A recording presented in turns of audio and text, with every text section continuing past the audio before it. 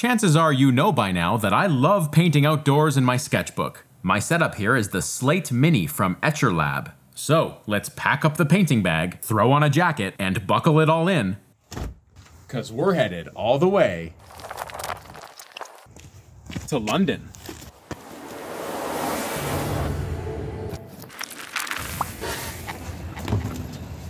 That beats air travel. So I like to explore a new place before settling down to paint, whether it be immersing myself in the markets, checking out some of the local condominiums, or watching a royal procession coming from Buckingham Palace. Later on, I arrive at Trafalgar Square and I'm ready to paint. I've scouted a nice little spot in front of this wall here. And here's what I'm looking at. I really like the fountain element in the foreground against the large facade in the background, and the people spotted throughout. Okay, let's speed through my rudimentary pencil sketch. Now, I don't solve all the problems here. I'm just placing the major elements where I think they go in the frame. That's electrical tape on the paper, by the way. Now I'm squeezing some white gouache paint onto my watercolor palette. I'll mix the two mediums. I'll start right now getting a wash with some white gouache as well as some watercolor. My goal here is to offset the warm monotone of the page. Now I like that warm page, but I want to just, get a kind of a warm versus cool soup, let's say, to kind of start me off. It's kind of a colorful yet still neutral starting point that I'll build color on. Now these are not local colors, they're more random than that. This, however, is a bit of a local color. And while it's on my brush, I'll throw it into other areas of the painting in an effort to kind of weave colors together. I don't want my painting to look like I'm just coloring in the lines. Alright, see those big lumbering clouds? I think I can use them to kind of frame that center dome. So I'm mixing up a pretty thick helping of gouache, and I'll draw these shapes very carefully to not only start drawing the clouds, but to simultaneously reveal the architecture in front of them. This is why I like having gouache in my setup, so I can go opaquely lighter over a darker page in this case. I'll mix up the shadow side of the cloud with this dirty blue color, a little more transparency, a little more water in the mix, which will allow the page to kind of show through as well. I really prefer the transparent quality of watercolor over gouache, which is why my colors are watercolor. Anyway, I mixed up a much more clean, saturated blue for the actual blue of the sky. Can you believe it? I got a sunny day in London. What are the chances? There's a look at the etcher bag in action. Putting down a very careful shape here to indicate the center dome. And now I'll mix up a kind of neutral grayish warm color for the stonework beneath it. Again, being pretty careful in this area that I'm making clean shapes, good drawing decisions. It's an important feature of the architecture, and as a result, I think a lot of people will be drawn to this area of the sketch. So I'll make sure there is some kind of accuracy here. Whereas you'll see in other areas, I'll leave it completely abstract.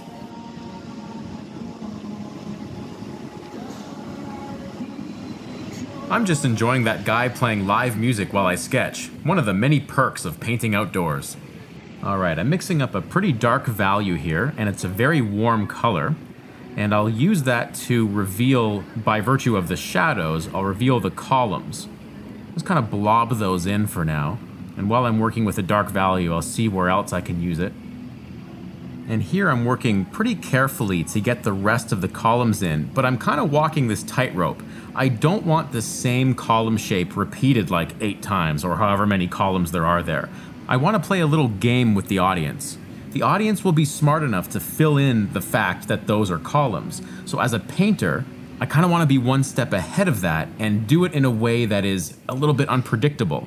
So I'll play with the color, I'll play with the value, I'll play with the edge. I'll let some things be lost while other things are found.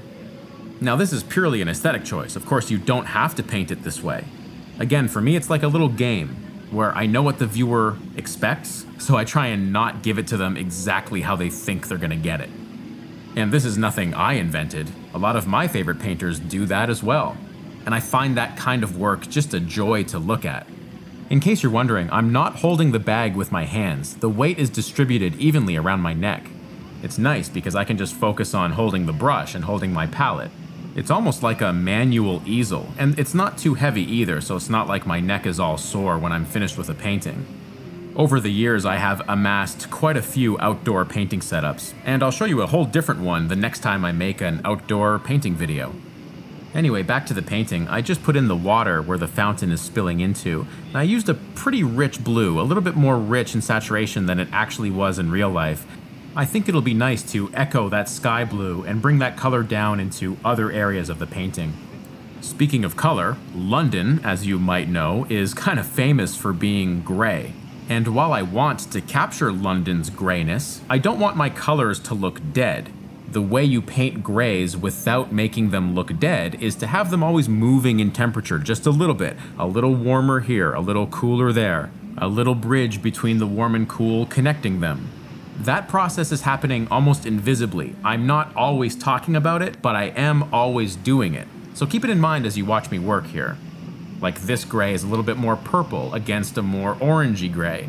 Over the years, I've learned to be very sensitive to those little shifts because our eye, in real life, is very sensitive to those shifts in nature, and they occur everywhere. Pretty thick mixture here to kind of dry brush in the darks of the fountain. I'm using that dry brush patchy texture here because I think it'll play nicely with the blowing water texture that I'm going to layer on top of this in just a moment. Here you can get a look at it. That water is really blowing in the wind, and it's causing this interesting patchwork of white, which I will try and imitate with a heavy load of gouache on my brush, a brush which I wrung the water out of before loading up with paint. And touching that lightly to the page will allow the texture of the paper to kind of pick up paint in an uneven way. This is dry brush technique. Oh, and I just wanted to point out my water container, which you can see here at the top right of the frame. There's a clip on the underside of that, so it clips right onto the bag itself. Quick break, folks. Easter's coming, and I have hidden an Easter egg in this video. Easter egg as in a hidden surprise, not a literal egg. Anyway, the first person to find the Easter egg gets a free download of their choice from my store. Speaking of which, I have an online store featuring in-depth lessons on a whole range of subjects, from traditional media to my entire digital illustration process, techniques for digital brushwork, 3D techniques, understanding how the human head works, and more. So go check it out at marcobucciartstore.com. Okay, back to London. I still had all that white on my brush, so I added some yellow to it for some opaque highlights on the fountain. And while that's still on the brush, I'll just look around the page to see where else I can put it. Maybe hint at some background people with some dots. Also some railings in the back getting hit by light. All the things that I said earlier can remain abstract. Just going back to the fountain here, still with a lot of white on my brush, but now I've added a little bit more blue to it to kind of get the blowing water in shadow. But in true London fashion, I've lost the sunlight. I am not going to reverse course, however. I started in sunlight, that's what I've got on my page, I'm going to keep working with it. Losing your entire lighting condition in the middle of a painting is a bait and switch tactic that nature just loves to play on painters. And I'll wager that anyone who paints outdoors is nodding along with me right now. But that's okay, I've got a ton of reference on the paper. I'll just continue on the path that I set out on. I can still use the reference in front of me for detail work, like these additional domes that I've decided to add. I felt the sides of the frame were looking pretty empty without them. And I'll just quickly go ahead and mix up some kind of color to connect these floating domes in with the architectural facade.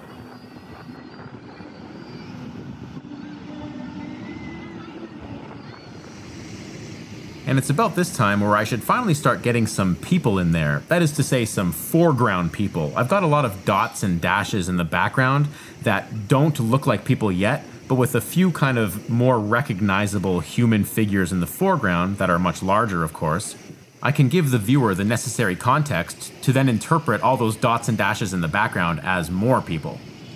So I just look up to see who's in front of me at this moment, and I kind of just get a silhouette down, nothing more than that. I have to remind myself that the people are not the focal point of this painting. If they were, I would have started with them, probably. Figures can often provide a little splash of color, like in this case the kid's red jacket, and while I have that red on the brush, let's find some other red jackets, even if it means having to invent them. And as I get to the background, I'll just reduce my brushstrokes to little dots, again relying on the figures in the foreground to provide the necessary scale. The consistency of the cast shadows are important, so I'll make sure that every major figure has one. I'm also seeing a little cast shadow creeping into the scene over here, and I'll decide to include that late in the game. And as a kind of finishing touch, I'll load up the brush with white once more, Just get a few more figures popping out in the background there. Maybe adjusting a few lights on the foreground figures, just a few highlights on the sides of them where the light would be striking. Reinforce some perspective lines on the ground, and do whatever this is. I think this means that I'm done. Ah, my favorite parts, peeling off the tape, seeing the final result. I think a dark frame is useful, so I'll throw one in with a pencil. Don't forget to label the sketch. I also find it nice to date them. After all, this is my travel journal. I'll look back on this years in the future. Well, thank you for joining me. I hope this has inspired you to get out there with your sketchbook. My videos wouldn't be complete without a big thank you to my patrons. You guys really help make these videos possible. Anyway, good luck finding that Easter egg. Check out the online store, and I'll see you in another video.